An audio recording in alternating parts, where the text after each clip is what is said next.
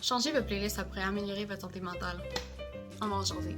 Salut, moi c'est Elisabeth, puis avant j'écoutais vraiment beaucoup d'artistes non chrétiens. J'écoutais beaucoup Noah Kahan, Billie Eilish, Bon Iver, beaucoup de chansons mélancoliques qui parlaient plus du mal de vivre que de la joie de vivre. Puis au début, les chansons, ça m'aidait vraiment à exprimer mes émotions, à mettre des mots dessus puis à les vivre. Mais à la longue, réécouter toujours ces mêmes chansons-là, ça me rabaissait dans la situation au lieu de m'aider à m'en sortir. Après plusieurs soirées passées à me demander pourquoi est-ce que je me sentais comme ça, ce que j'ai ressenti, c'est que peut-être la musique que j'écoutais, au lieu de m'aider à exprimer mes émotions, me remplissait d'émotions qui ne m'appartenaient pas puis qui me rabaissaient.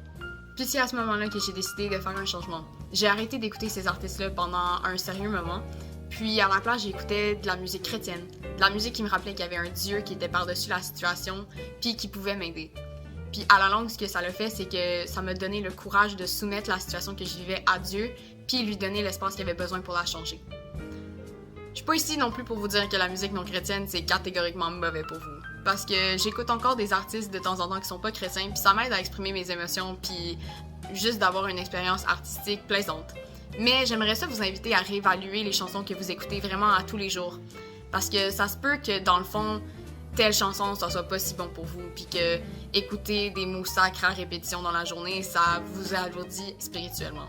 Écouter les convictions du Saint-Esprit, c'est important, parce que souvent, il est en train de vous pointer dans la bonne direction pour votre santé spirituelle. Fait que je vous invite vraiment à repasser dans votre playlist, puis peut-être demander à Jésus, est-ce qu'il y a une chanson que je devrais supprimer? C'est tout. Que Dieu vous bénisse.